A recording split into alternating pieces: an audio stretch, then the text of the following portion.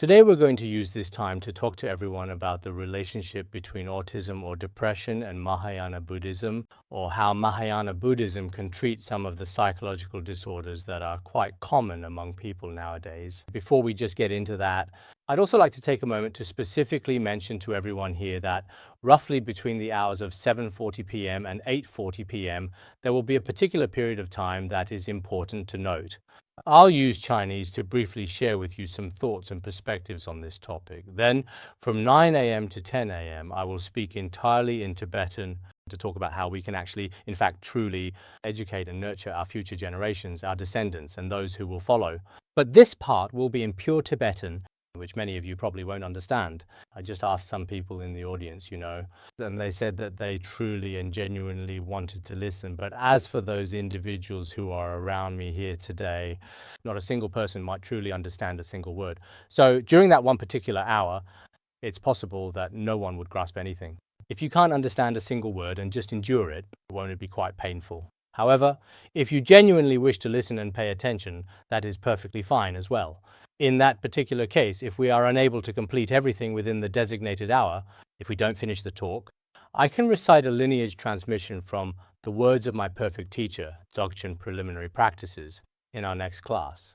So in this particular way, even though some of you might not fully understand, you will still certainly receive and truly benefit from it. The transmission of the path to liberation, that should be worthwhile, right? Even if it's just for an hour. Otherwise, if you really don't understand anything at all, then and still sit here for an hour, perhaps feeling like a significant and unproductive waste of valuable time.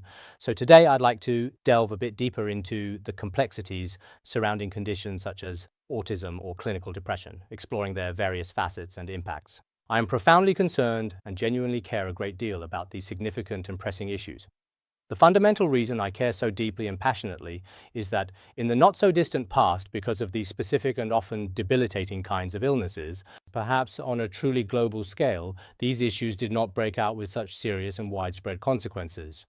Back then, a very long time ago, in those earlier periods, when I was studying the Bodhicariyavatara, there is a line in the Bodhicariyavatara that says, "Alas, deluded and obsessed fools fill the world." Indeed, there is such a line that exists. It truly means how utterly pitiful, how profoundly sad, that those individuals who are completely intoxicated and deeply deluded by their own selves, these truly misguided madmen, have actually filled the entire world completely and utterly. All the people in the world are like complete lunatics, not truly knowing their proper direction, utterly lost, and extremely pitiable.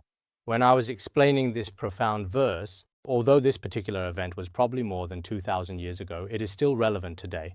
It was something that Bodhisattva Shantideva said at that time. But if we look at it, I'm afraid this statement doesn't seem reasonable. Because nowadays, among the vast majority of people in the entire world, except for a very small number who are truly mentally ill, everyone else is quite normal and ordinary. But now, sometimes, whether I am in China or traveling abroad, when I encounter and observe a significant number of news reports and media coverage, and come into contact with many people from both the East and the West, indeed, among such an incredibly vast and diverse population, on the surface, it genuinely appears that everyone seems relatively content and quite happy, seemingly living a perfectly normal and ordinary life. But in reality, when you truly interact with them, more or less, virtually everyone carries some kind of underlying psychological issue. Some are quite obvious and severe, directly affecting their daily lives outwardly. Some are very mild and subtle, and perhaps only the person themselves is aware of it, while others may not notice. For some individuals, it hasn't become fully apparent yet, and it just exists as a kind of potential, deeply hidden form. In this particular situation, I sometimes find myself thinking of this profound saying from the revered Bodhisattva Shantideva. Indeed, even in this current era, there may very well be a profound way to interpret this. So today I want to talk a little bit more about this particular subject. Just a couple of days ago, I specifically mentioned the intriguing connection between autism and the principles of Mahayana Buddhism. Some people might actually think that autism isn't all that serious, right? It's only a very small number of parents or children who are truly affected by it and who genuinely care about it. Some people have also told me, if you were to talk about this particular topic online, it's quite possible that virtually no one would truly listen. Except for a very few parents of autistic children, maybe no one will listen. because when it comes to autism, many people aren't really concerned about it at all. But I said, I'm not worried about this. Why is that exactly? It's true that autism, a complex developmental condition, especially in many Western countries, this phenomenon is currently spreading at an extremely rapid and alarming pace. According to a highly credible and official source, specifically from within the United States government in the Western world, based on information provided by an official source from the United States, this trend is becoming increasingly prevalent. In 1970, the United States conducted a survey, and during that comprehensive survey, 1 out of every 14,000 children was indeed found to have autism. Generally, as everyone knows about autism, it typically manifests during early childhood and then starts to become quite noticeably apparent to others. But last year, in 2014, when they conducted another official and comprehensive survey, they found that a significant number, specifically 1 out of every 68 children, had autism. It's important to note that some cases are quite mild and some are more hidden or less immediately apparent. Especially in some of the many highly developed countries, for example in South Korea, it is found that 1 out of every 38 children is diagnosed with autism spectrum disorder. And specifically in the United States, currently, the majority of cases are typically discovered and observed among boys. Out of every precisely 68 documented cases, a significant 42 individuals are identified as male.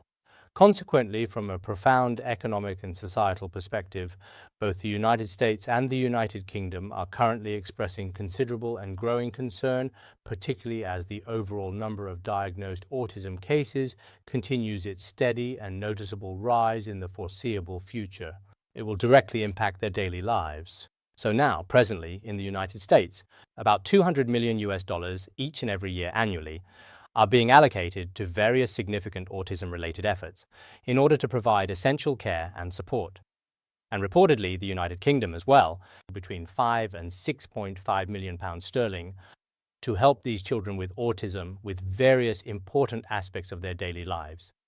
Because they pay very close attention to the treatment and overall well-being of people with disabilities or those with mental health conditions and are quite concerned about their welfare, some economists also believe that, and other important considerations, children with autism, on the one hand, we need to help them right now. But in the future, if we are able to make use of their abilities, it could actually reduce a lot of economic and social pressure overall. The burden would be much less. In their research, they found that among children with autism, there is a specific type called high-functioning autism. Some individuals have low-functioning autism, and those with certain low-functioning autism basically are completely unable to effectively communicate with other people in the world around them. Although they have language, they are unwilling to communicate. Even though they have vision, they don't want to make eye contact with others. Although they have hearing, they can't accept certain positive information or constructive feedback. They always keep themselves in a closed-off defensive state, refusing external input. These are considered very low-functioning cases. They even struggle with their own daily life, finding it especially difficult to walk, stand, sit, or lie down.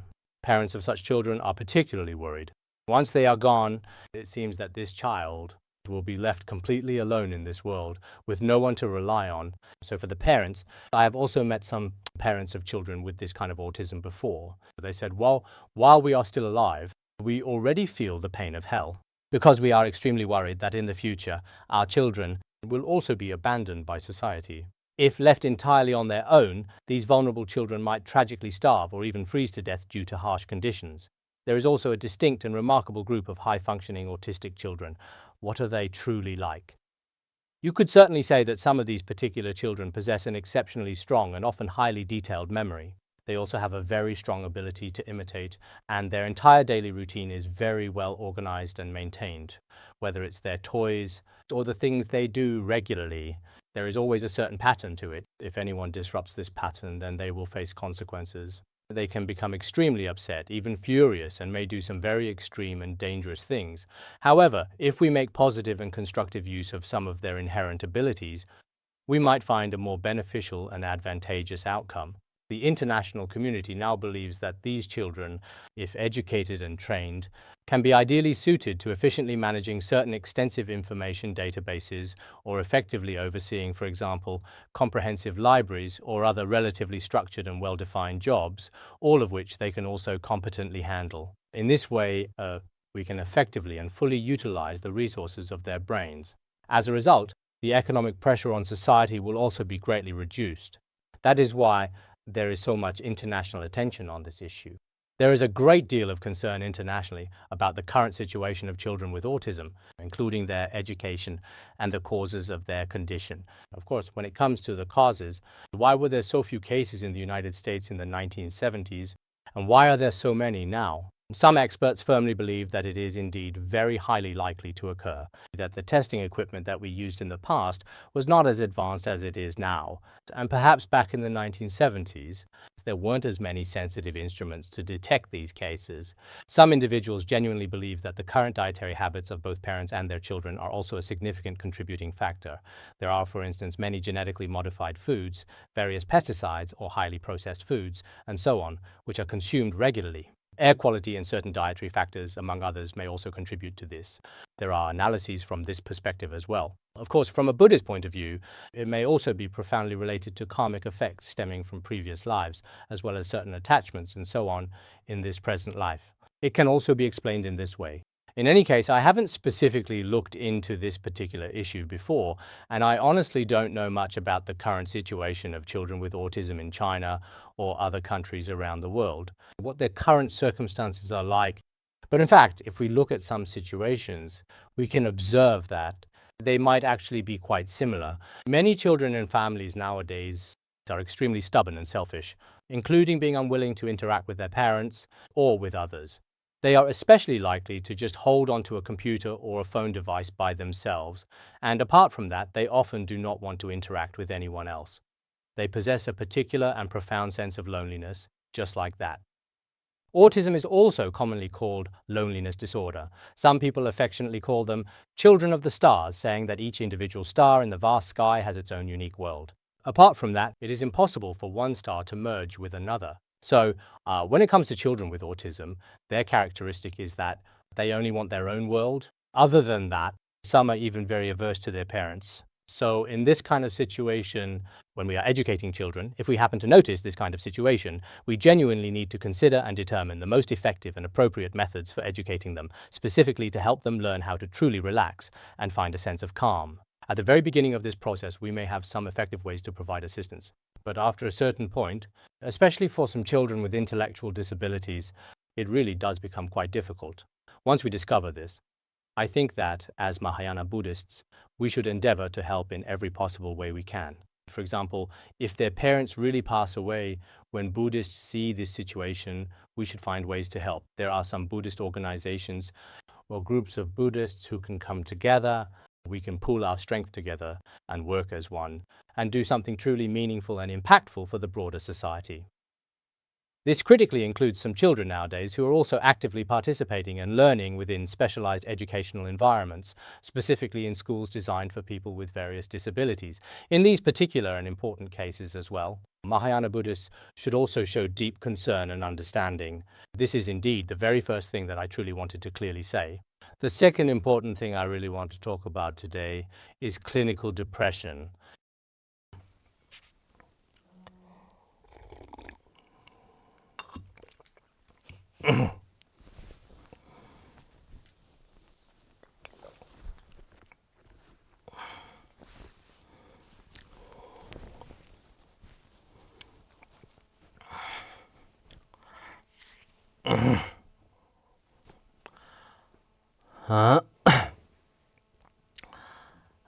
So-called depression is indeed quite serious and widespread worldwide today. In fact, it is actually a very serious kind of mental illness. Some people, truly think that having clinical depression is something very truly frightening indeed. They don't even just dare to tell others about it at all. And others might think, oh, he has indeed experienced depression. If he has truly had a period of depression, then that is a significant factor. They assume, oh, this person must have mental problems. They are quite cautious when interacting with him, or indeed, I've seen that if you've experienced depression in the past, once you've fully recovered from it, it truly has no significant impact on your life at all moving forward. After recovery, it doesn't have any negative effects. However, other people in society, when they hear that someone has had depression, from then on, they become very worried about this person, wondering if he might go crazy, or if being in direct physical contact with him might somehow be highly contagious to themselves, and so on. First and foremost, it is absolutely and completely not contagious at all. Everyone should be clear about this. From its symptoms and causes, and the overall condition of the illness, there is no such thing. Second, it is simply and fundamentally a psychological illness, a mental condition. But this kind of psychological illness can happen to anyone. Even practitioners like us can experience it. And some famous people in the world, especially celebrities who are particularly thoughtful, for example, among painters, many famous and influential painters have suffered from it. Some prominent people in politics have also experienced it firsthand. And other religious practitioners, including many prominent religious figures in the Western world, there are also many devout people among religious figures. Actually, it's just like catching a common cold in the world. When you catch a cold, it's very uncomfortable when it flares up. You feel truly terrible. It's quite intense. And you may have already taken some cold medicine, but once you fully recover, it's truly nothing at all. So in the foreseeable future, in the various social groups and communities around us, if someone unfortunately suffers from the debilitating condition of depression, it's really not that scary. Society does not really need to worry about this particular issue at all. I, as well as both Westerners and Easterners, have encountered many cases. For example, during the period when you had depression before, it was especially hard to bear. And then the person themselves also truly feels that once it's completely over, it is absolutely nothing. But this is quite similar to what we commonly refer to as heart disease.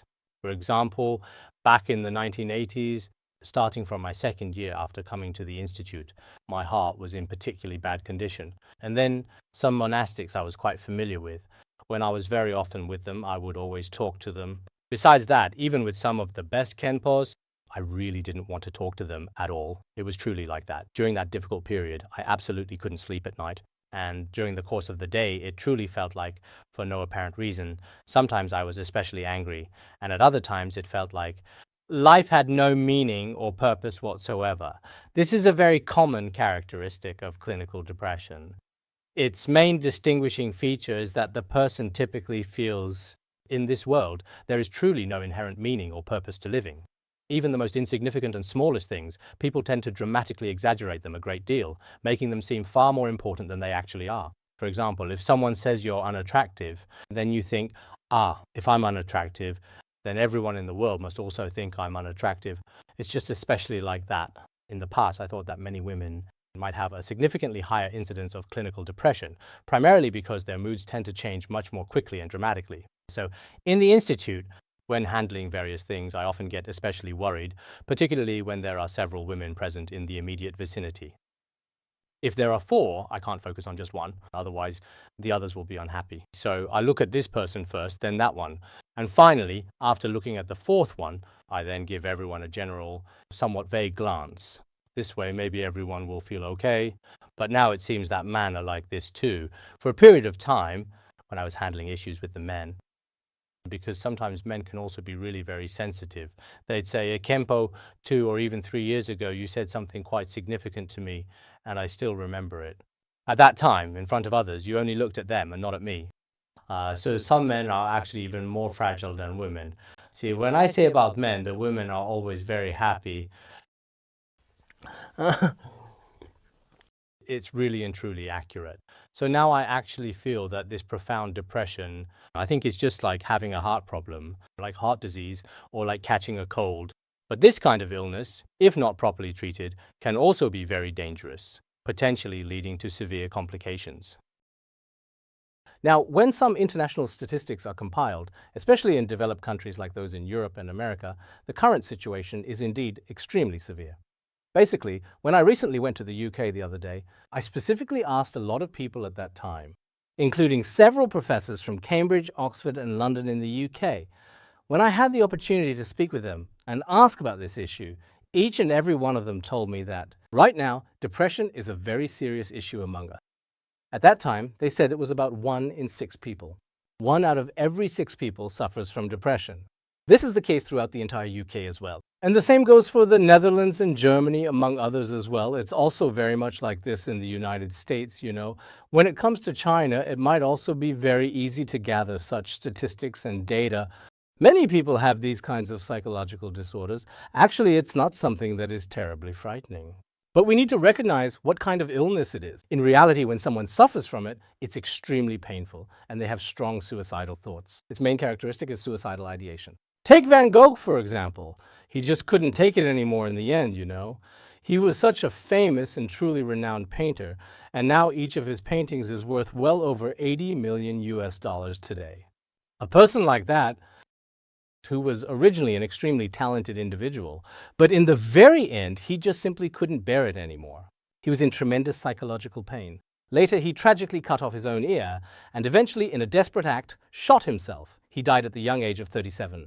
I've thoroughly read his complete biography. His biography really shows that when suffering from this kind of illness, it's extremely hard to endure. It's very, very painful. In the end, there was just no way out. So this might be a kind of symptom, you know? Many of us might have this kind of symptom or condition. It could be considered a kind of heart disease, really, but the way heart disease manifests in this particular way is very frightening indeed. When this particular kind of illness is deeply inside your very own mind, it precisely depends on how you learn to release. We may still need to further understand it now, delving deeper into its complexities. So, how exactly do we go about thoroughly understanding it? We need to explore the real and fundamental characteristics of depression, as well as some other significant features, as I just mentioned. One is magnifying your own perceived mistakes. You start to feel like, nobody truly loves me now, and that can be a very difficult feeling to overcome. Nobody likes me, everyone in the world. For example, if one person scolds them, or two people scold them, if three people scold them, they absolutely think that everyone in the world can't stand them. They feel like living in this world. There's no meaning anymore. It's very hopeless. Nowadays, a lot of people really do feel this way. Originally, it was just a very small thing. And in terms of your life, it wouldn't affect anything at all. But when this significant thing actually happens, you truly feel like, wow, it's such an incredibly huge deal. I distinctly heard someone say just the other day that his boss specifically talked about him and his colleague also talked about him. But actually, it was just two people talking about him. When two people said something about him, he felt like there was no meaning in this world anymore. He started thinking about suicide again, or wanting to go somewhere where no one could ever find him at all, to another world entirely. A colleague said a couple of things about him, and his boss also did too, indeed. And maybe sometimes this boss would also say something. Sometimes even his own family members would make comments about him. When even his own child spoke up and said something, he truly felt like, wow, there's not a single person in the world who loves me. So what's the point of living in this world? But actually, that's not really the case. If your heart is just a little more tolerant and relaxed, even if the kids at home don't care about me, even if my family doesn't care about me, even if my boss and colleagues truly don't care about me, then I can just go and live in a cave. I can go somewhere else. If I really want to live my own very free life, I should absolutely be able to.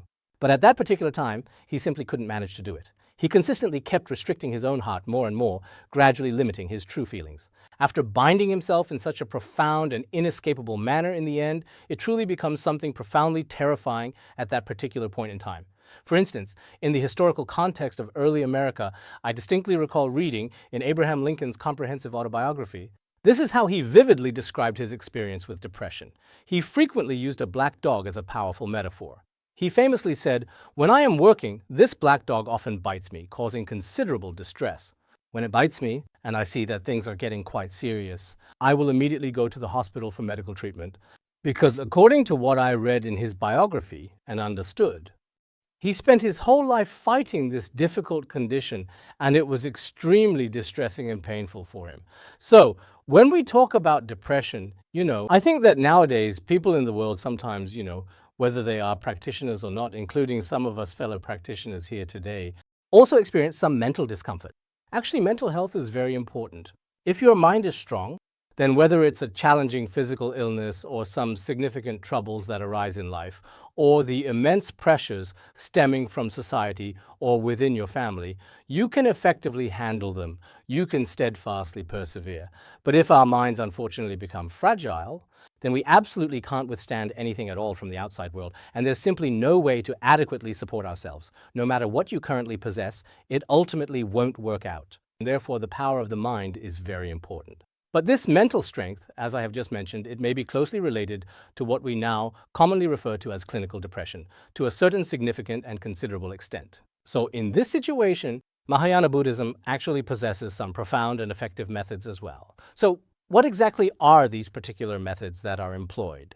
Mahayana Buddhism has a kind of, you could say, because when people develop these significant mental illnesses, The very first and most crucial thing that is affected is their fundamental sense of self, a very strong sense of selfishness and self-interest. If I don't get recognition from others, if others don't like me, it might hurt my self-esteem, damage my character, or indeed truly insult my personal dignity. Some time ago, a person contacted me and was audibly crying on the phone for the entire duration of our conversation. She expressed that her teacher was consistently treating her in a very unkind and unfair manner. I don't remember the details. I asked, "How exactly was your teacher bad to you?" She said a lot of things, but I didn't really catch everything clearly or fully comprehend it. Later, she explained that her teacher had criticized her quite harshly, even though she was in fact a genuinely good person. But because her teacher had deeply insulted her dignity and self-worth and didn't completely trust her at all, later I said to her on the phone, "Actually, this is a good thing. There's really absolutely nothing at all to be insulted about." What exactly did she actually even say?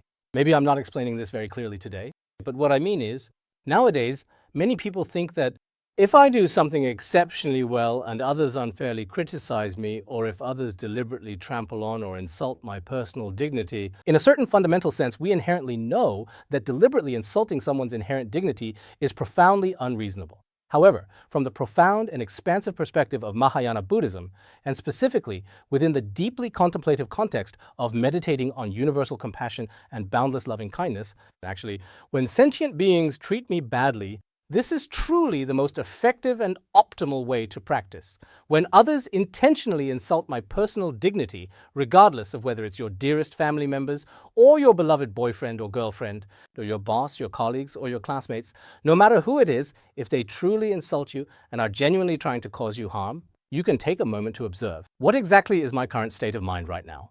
At this very moment, to be completely honest with you, our inherent selfishness is indeed far too strong. We think we are the best in the world, that we are great, that we are remarkable, that I am in fact a pretty good and genuinely decent person, that my character is perfect. If you truly have this kind of mindset, then when others say even a little about you, you just can't possibly take it. You feel profoundly hurt and utterly miserable.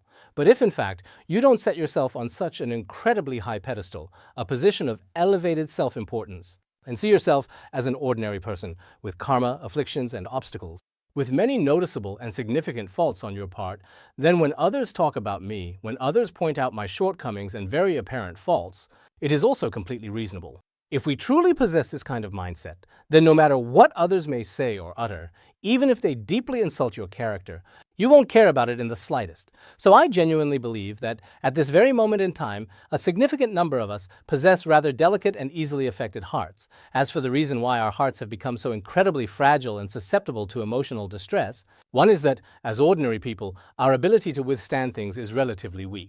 This is a very common and widespread trait. Another significant reason may be closely related to some of today's pervasive media, including television and movies. This certainly has a considerable influence. The education we have received since early childhood, and at the same time when we watch movies and television programs, we often encounter various perspectives. Movies and TV shows are generally like this. When someone says something, the other person immediately has to react. For example, if I were to say something truly insulting to you, then the other person will instantly have a reaction. And very, very quickly, their facial expression will change in just the first moment at this time. And we have all grown up in this kind of worldview and value system. As we grow up, when we finally become adults, we end up becoming actors in a movie, actors in the drama of life. When others say something about me, I feel I must respond to them. Whatever others say about me, I find it hard to believe. Our whole society has already become a kind of stage that is quick to react, As a result, even a single sentence or comment can make us extremely sensitive and alert. Because of this, it's as if in our very own eyes, we clearly and distinctly perceive it. Even the tiniest speck of dust gets in. We can't stand it and our eyes fill with tears. In the same way, in our lives, if there's even a little bit of provocation, we just can't handle it at all, The reason for this is that our selfishness is really too strong. But the Mahayana Buddhist view of compassion actually doesn't focus much on the self. Basically, as long as one can survive, that's enough. However, the vast majority of my energy, focus, and dedicated attention are primarily concentrated on the crucial task of actively assisting and supporting others at this moment For example, when I'm truly working for the benefit of sentient beings, if someone maliciously slanders you publicly online, when you're slandered, you might think, if I have faults, I should take responsibility for them. If others point out my faults, I should accept it well. It's good for someone to supervise and point out my shortcomings. If I don't have this fault, I am very pure and utterly spotless, completely free from any blemish. So what others say about me actually doesn't really matter. What others say about me isn't really important.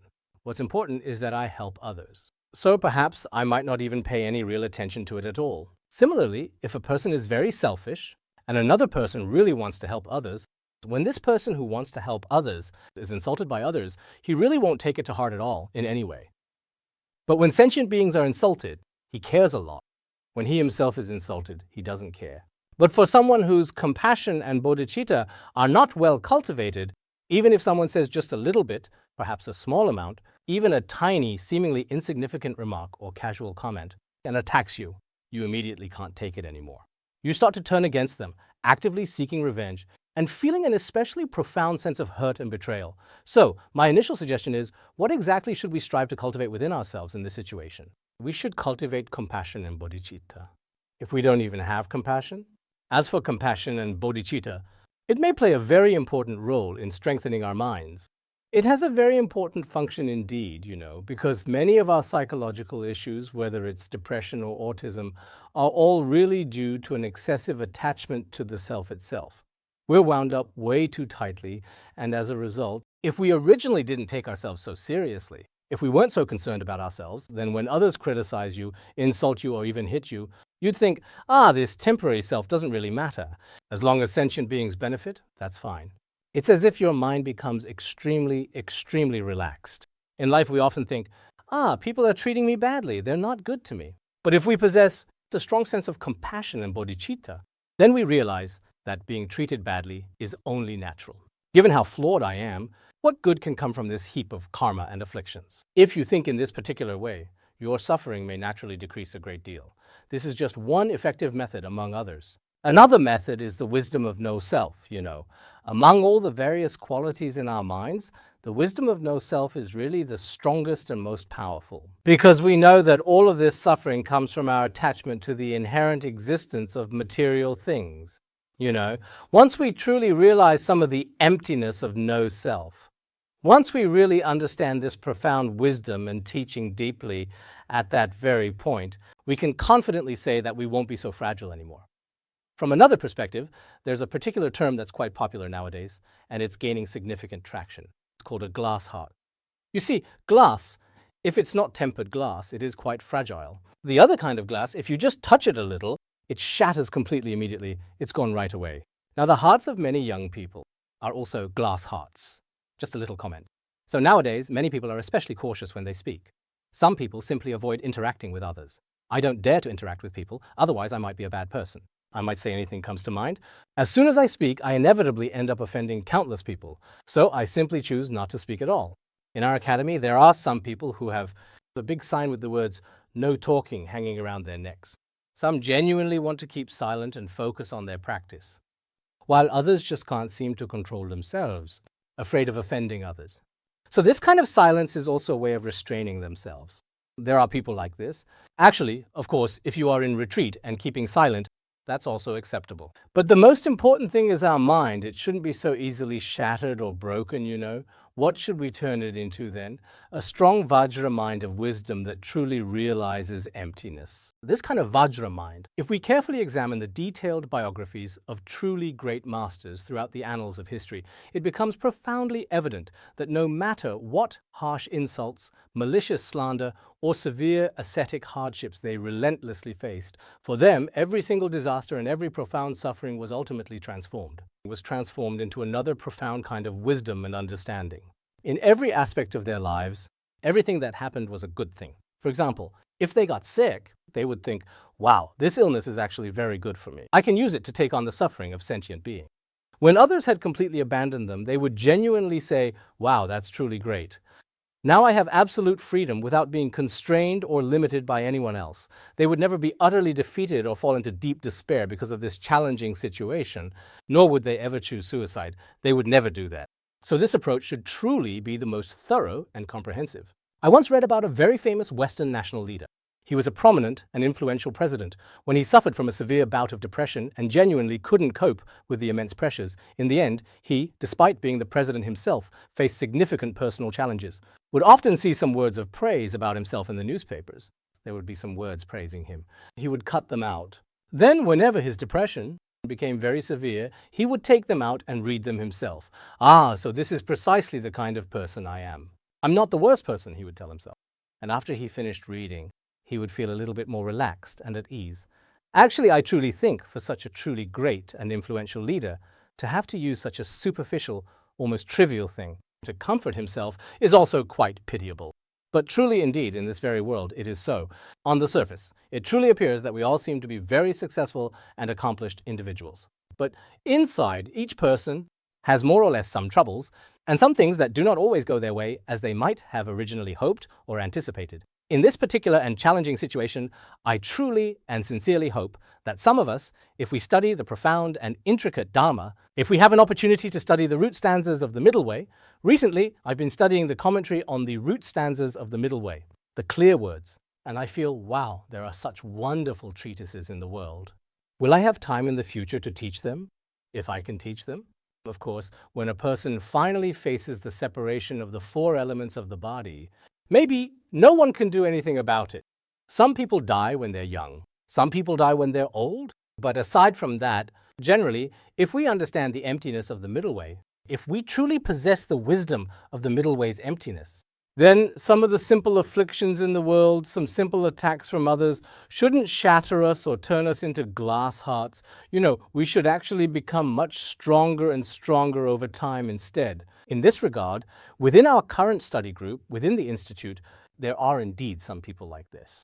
In the past, whether it was in relationships or in life, it seemed that encountering even a small problem, they would feel especially unlucky and hopeless, as if they couldn't see any hope.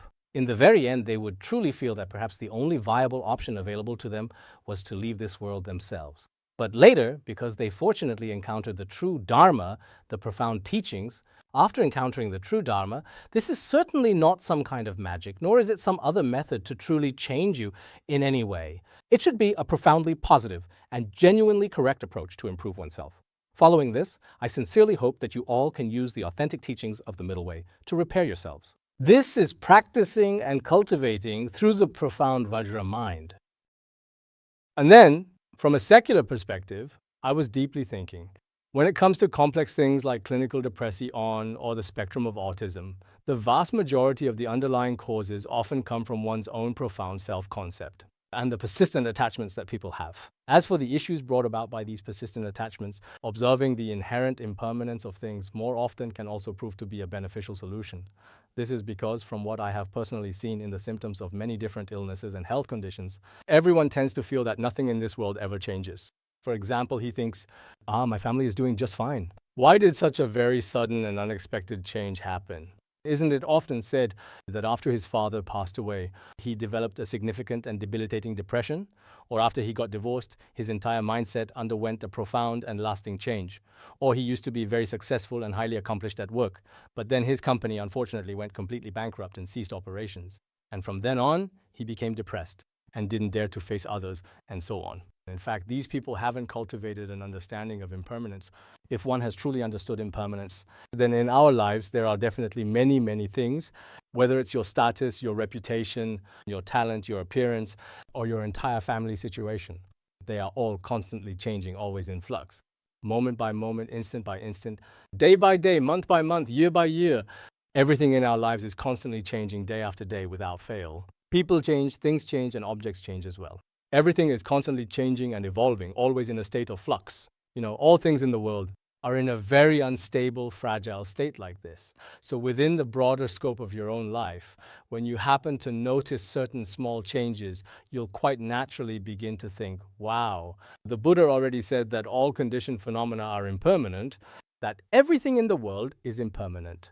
So my small family, my personal relationships, and my small intimate social circle, which is quite important to me and something I truly value. It's completely normal for such changes to happen. We Tibetans have a singer who said some time ago, he often says this phrase, because he used to be an extremely famous singer, but then later on, It seems he unfortunately lost his voice or something, and suddenly his widespread popularity significantly dropped.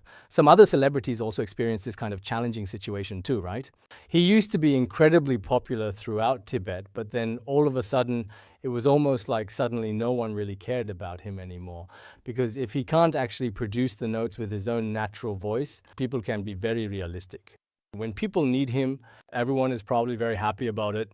But once they don't need him anymore, everyone will abandon him. And sometimes others would say to him, "Oh, you used to be so famous. What happened to you now?" He'd say, it's nothing, it's nothing. Even planes crash. So what need is there to even mention me? He often tells others, even airplanes can crash. And actually, that's true. Sometimes this impermanence of ours. If even airplanes flying at 10,000 meters high can fall, then how much more so with things in our lives? Like fame, status, and wealth. All of these are things that can change very easily. With this mindset, we won't get stuck in knots inside. We won't get tangled up in knots, and gradually, we'll come to see that so many aspects and things in this world are constantly evolving and changing. I'm the same way. My body is also changing. That's really how I personally see it myself. Today, my body feels a bit better, and my mood is okay. But if my body isn't feeling well today, will my mood be truly bad? Sometimes it's because of physical reasons. Maybe I feel a bit uncomfortable. But in principle, I can completely and entirely accept it. It's normal for things to be good yesterday and not so good today. A lot of people, when things aren't going well for them today, that's just normal. Look at the current presidents of Western countries now, for instance, and observe their circumstances. If their real approval rating is 70 or 80%, people say, that's pretty good, not bad at all. So among us ordinary people, where can you find 100% approval from everyone? So within any given group, even in our dedicated Buddhist study group, we can observe this phenomenon. There are people who oppose me and others who also oppose me, and many people can't accept it. But if most people can accept it, then we still have some room for votes, so to speak. So sometimes, if we have some understanding of society as a whole, we should actually feel quite relaxed and at peace within our hearts. So this profound understanding is somewhat deeply related to the contemplation of the inherent impermanence of all phenomena. Therefore, I think just a moment ago, we extensively talked about the contemplation of profound compassion, which is a crucial aspect, and also the Vajra mind or the wisdom of emptiness contemplation. These are very important. And then there's also the profound contemplation of impermanence. With the contemplation of impermanence, our minds can truly begin to settle down. Whatever happens to us in the future, whatever challenges or changes may arise, we should be able to remain strong in our hearts. This is very important. And another thing, many people, including some truly great masters from abroad, have also expressed similar sentiments and observations. Many great masters believe that nowadays, perhaps in our country, significant issues like depression and autism are perhaps not discussed that much. However, in Western countries, even as early as 20 years ago, when we went to the United States in 1993, they were already paying a lot of attention to these issues. At that time, in many Asian countries, there might not have been much concern about this area. So in this case, many great masters in the West believe that what is called depression and such is caused by negative karma from past lives. Therefore, by reciting the Vajrasattva mantra and the 100-syllable mantra, and truly repenting in this profound way, after sincerely repenting, because some of the accumulated karmic forces from past lives are effectively purified, one's mental state in this current life can recover very quickly and completely. So they are encouraged to recite the 100-syllable mantra and to chant some Vajrasattva mantras. This particular kind of method is also proving to be very effective. I've heard that many people who used to suffer from severe depression, but later, after diligently practicing preliminary practices and reciting the profoundly powerful 100-syllable mantra, then gradually and steadily, little by little, they were indeed able to purify a significant amount of accumulated negative karma. After successfully achieving that, their lives can now completely return to a state of normalcy and peace. Therefore, through some profound Buddhist teachings, we come to understand that certain fundamental aspects of our lives in this very existence are actually not as we initially imagine them to be. There are intricate causes and specific conditions that meticulously shape and influence them. For example, if I'm in a bad mood today, it could very well be because someone said something about me. So that's why I've been in a bad mood these past couple of days. But it's also very possible that all the physical and emotional discomfort I've been experiencing lately is related to something from this life or even a previous life, and that I have a certain particular connection with some specific cause or condition. So for things like this that cannot be readily seen or physically touched, it becomes a matter of understanding and even can't be detected in hospitals. when it comes to these psychological issues. I believe that through religion, especially the profound and transformative practice of confession in Buddhism and other deeply related and beneficial methods, there is a very strong and undeniable connection. So I also recommend that everyone consider and actively utilize confession as a powerful and beneficial way to eliminate the various karmic obstacles that may reside within the depths of your own mind, to profoundly clarify the inherent and true nature of your consciousness, and then, in accordance with your lifestyle, you can consistently practice this spiritual discipline. So this is one highly effective and accessible method. And there's another one. When I was in Europe and America, I especially emphasized to everyone the profound and sacred heart mantra of Akshobhya Buddha. Why is that precisely? I have two very important reasons. The first reason, in the past, my personal mental state was consistently unstable. I've talked about this at a school before. At first, I really, truly wanted to be a herder who was especially good at raising yaks, a herder, because there was a herder next door to us, and I really wanted to become someone like him.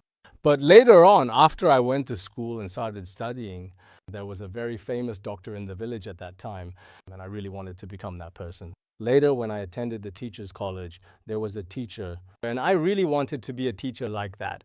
So throughout my own process of growing up, sometimes I wanted to be an excellent herder. Sometimes I wanted to be a doctor, sometimes a teacher. Later on, maybe it had something to do with my education and environment, and also with the people I saw at the time. But maybe it was also my own mindset. I also realized that I was especially unsettled. The friends I made, the people I interacted with, all said that I was emotionally unstable. Later, I encountered some mantras of Akshobhya Buddha, right when I had just become a monk. After I encountered them, on the one hand, I personally developed a great deal of faith within myself, but even more importantly, because many of the significant mental illnesses that people experience nowadays, to be honest, are also somewhat related to the 8 classes of Devas and Nagas. They genuinely possess this remarkable and unique ability to manipulate certain intricate aspects of the human mind. On that particular day, many people said the famous movie named The Mermaid. A lot of people said it was very good. Out of curiosity, I specifically went to watch this movie. But the main theme in it is also about environmental protection. However, what it really captures is something that others might not have noticed: the relationship between dragons and humans. Indeed, we can put it this way then. Sometimes when the 8 classes of Devas and Nagas, these invisible beings, are displeased, they naturally bring forth various devastating diseases and widespread plagues to humanity, including all manner of ongoing conflicts and wars, and furthermore, they possess the formidable ability to trigger catastrophic tsunamis and powerful earthquakes. Although this profound understanding is rooted in a specific Buddhist perspective, other religions also say similar things. In many other ancient cultural legends and civilizations, there are similar narratives and beliefs. There are also such records and explanations. So we can't completely... It's a kind of common superstition. It's a particular way of saying things. So nowadays, some people, including some actors and even some prominent directors, often use dreams and other similar forms, relate the Devas and Nagas as well as the Yaksas to the living conditions of humans. And when this is combined with the relationship to humans, we humans will also reflect on it further. Although their primary intention is not to actively promote any specific religion, sometimes it just naturally happens to coincide with religious themes or practices. In such cases, I have previously mentioned the pervasive depression and various other debilitating symptoms that manifest within people's minds, the deep sense of self-despair, or this unsettling melancholy that you might feel. All of these psychological afflictions come from what is known as dragon sickness. So in the practice of Akshobhya Buddha, in the sacred ritual composed by the Venerable Mipham Rinpoche, a highly revered master, the unease in people's hearts caused by Devas and Nagas can also be resolved through the diligent recitation of this powerful mantra. So after I myself personally encountered and deeply engaged with this specific and transformative Dharma practice, it seemed that I personally feel that my temperament is relatively stable and quite consistent. You see, I've been diligently teaching and giving Dharma talks here in the Han region ever since 1987, and it has already been a full 30 years now. The other day I was joking with some Khenpos that my temperament is still quite stable. Otherwise, for someone to do the same work for 30 years, maybe, well, you know, it actually does happen sometimes in real life. I saw in yesterday's news that there was a person who has been making meatballs for 30 or 40 years, crafting them every single day with dedication. There are also such people in traditional Chinese medicine. They do exist. But I personally feel that starting from that time, whether it was doing translation or giving Dharma talks, my devoted faith in relying on my teacher has not changed, remaining consistently stable and unwavering, and in many other significant aspects of my life as well. I also maintain a pretty normal and grounded mindset. So as a result, once upon a time when I was attending a school in the United Kingdom, originally they had asked me to teach a different class. But before that class, many of their dedicated and experienced teachers kept discussing many issues related to depression. As a result, the class I had planned to teach was not delivered. I said, today, I have specially and carefully prepared to recite this transmission for everyone present. Originally, this school is a very prestigious and highly respected institution. So it would have been better to give a more academic lecture. That might have been more appropriate. But later I thought, no matter what school it is, no matter what, sentient beings are truly pitiable. As for the reputation of this school, I don't have any attachment to it. I thought, even if there weren't many people here, I can't remember if there were a lot of people at the time, but I just recited it. As for the class that their school originally requested, I didn't continue with it. I saw that before and after the class, there were many experts and many students, especially at that time. Maybe it was related to the local climate, and the weather there indeed had something to do with it. Then they brought it up to me, and later I wondered if I myself might have this kind of condition. If I did have it, I was sure that reciting this kind of mantra should be no problem. Later, I passed on this mantra. So today as well, I am forming a deep and meaningful connection with everyone through the powerful vibrations of this sacred mantra. I sincerely hope that in the future, through the continued practice of this mantra, as I mentioned earlier, one of the primary intentions is to contemplate and cultivate boundless compassion, and also to contemplate emptiness and impermanence. Then through some powerful mantras like the sacred Vajrasattva mantra, the Institute will hold a Dharma assembly after some time. I especially hope that each of you from now on will recite it 400,000 times. Actually, reciting it 400,000 times is quite easy. I myself have been diligently reciting it every year. So if you recite the Vajrasattva mantra 400,000 times, through the mantra, one's mind can be completely purified. After reciting the mantra, it acts as an invisible soothing massage. This is truly called moving meditation. So as long as you recite the mantra, your mind will feel very comfortable. Originally, you might have been about to argue, or there might have been things that would lead to a fight. But then you think, oh well, forget it, I won't argue. I want to recite Om Bandhar Sadha, Om Bandhar Sadha. If you recite it for 10 minutes, you won't feel like arguing anymore, let alone fighting. So sometimes, as I just mentioned, the practice of reciting sacred mantras can profoundly help you to deeply relax your mind and achieve a state of inner peace. Subsequently, all kinds of physical and mental illnesses can be effectively dispelled and alleviated. And there's another method. Today, I will also share the heart mantra of Akshobhya Buddha here, and I will transmit it to everyone in a moment. This is very important. Also, there are a lot of people participating today.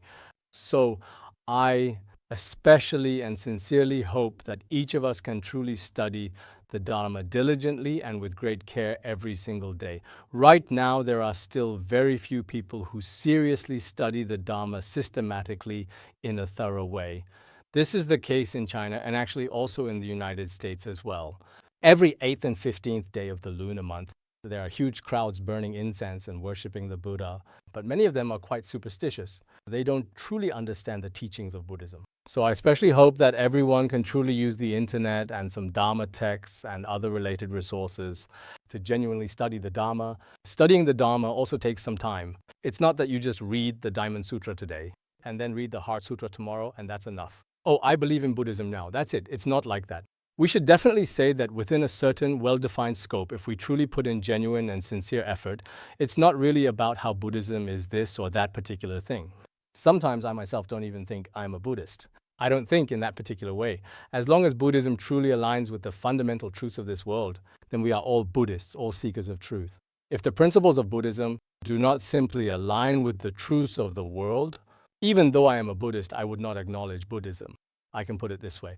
So, we genuinely hope that through a truly positive and encouraging approach, everyone can systematically study, comprehend, and deeply understand the profound Dharma. Otherwise, there are now many different representations that are not truly Buddhist in their essence. This includes some Dharma teachers and lamas among those who teach. There are indeed some who are particularly worrisome. This is primarily because they are unable to accurately represent authentic Buddhism. However, due to the specific actions and behaviors of certain individuals, people end up misunderstanding certain practices and teachings of our Buddhist tradition. After this happens, everyone really should have the necessary wisdom to clearly and carefully discern and wisely make their own important choices. This is very important. So, after some time has passed, likely within the period between May 2nd and May 10th, I am planning to give a series of 6 comprehensive lectures on the profound teachings of the Medicine Buddha Sutra. The primary purpose of teaching the Medicine Buddha Sutra is, on one hand, because many people in the world today suffer from all kinds of illnesses. They also really hope to receive the blessings of the Medicine Buddha so that everyone can truly be healthy and well. Nowadays, people are paying very special attention to their overall health and general wellness. Of course, you can always go for a refreshing run or utilize various types of fitness equipment, or even consider taking beneficial ginseng or perhaps cordyceps. These are also external methods of maintaining health. But I believe that internal health maintenance is even more important. Many people, when I was sick, brought me all sorts of things to eat, but I didn't actually eat much of them. I primarily relied on various mantras and a number of other effective methods. Between external and internal health cultivation, I mainly focus on internal cultivation. So I also sincerely hope that many people will recite the Medicine Buddha's mantra. At that time, we might have 1 to 2 hours of teaching each day. But in the middle, if some people are not entirely familiar with the recitations that occur both before and after, they can simply focus on listening to the main part in the middle, which typically lasts for about an hour or so. Might be of great help to your present and future lives. It could be extremely and profoundly beneficial. You will then be able to clearly see for yourselves. If you hear the sacred name of each and every Buddha in your ear and truly listen, the merit is immense. That's why many people ask me to recite sutras. If someone is about to pass away today, I first recite the names of the 7 medicine Buddhas. Perhaps when you hear me performing a transference ritual for someone, on one hand, I recite the Phawa ritual of Amitabha Buddha for the transference of consciousness. But there is something even much more important than that. I carefully recite the sacred names of the 7 medicine Buddhas directly by the ear of the deceased individual.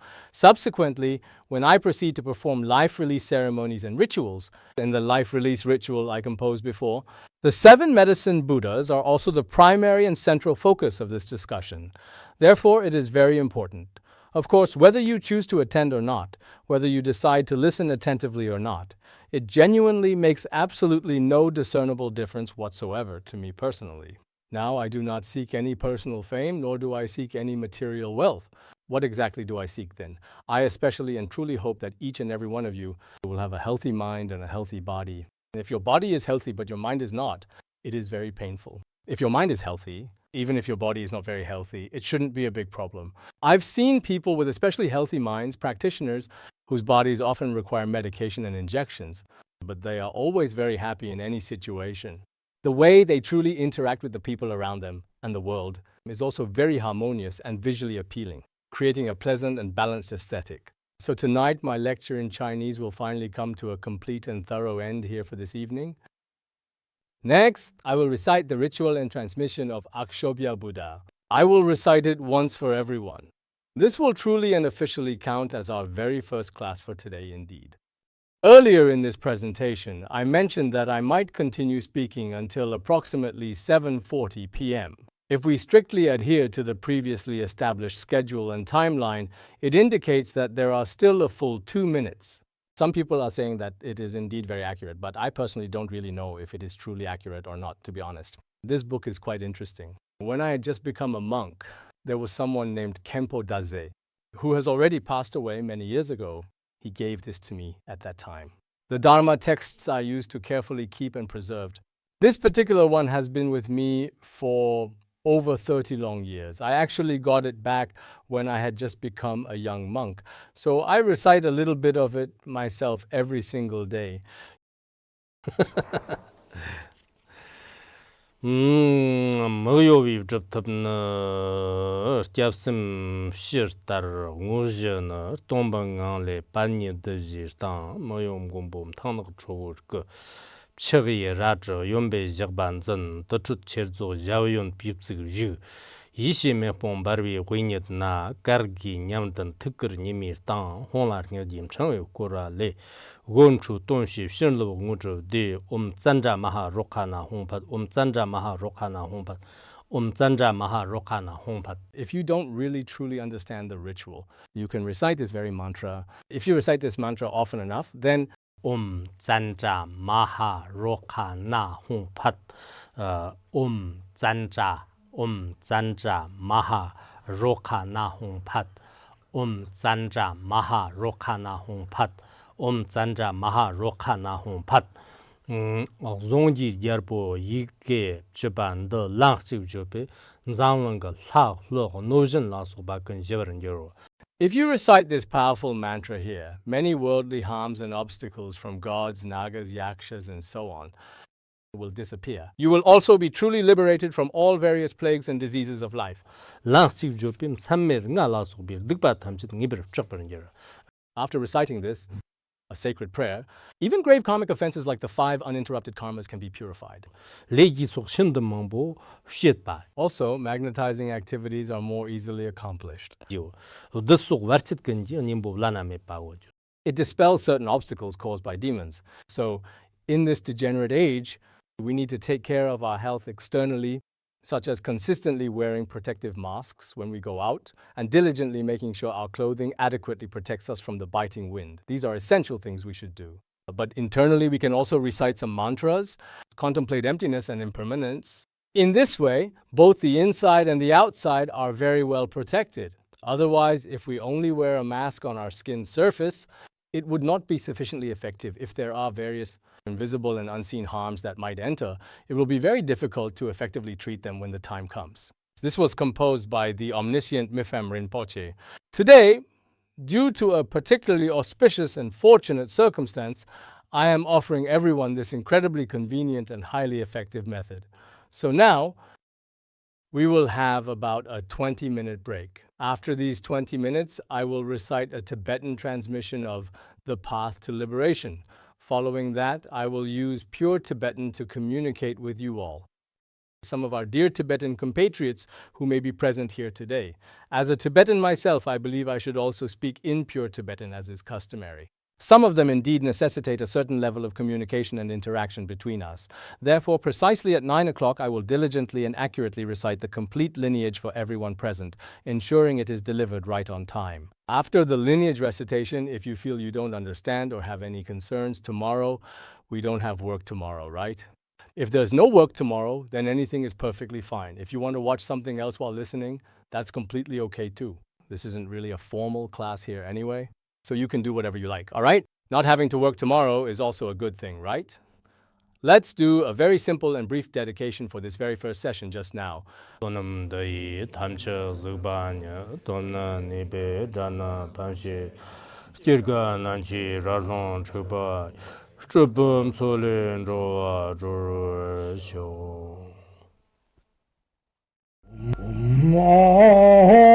Bandara Badna Sodargye Bandara Badna Sodargye Bandara Badna Sodargye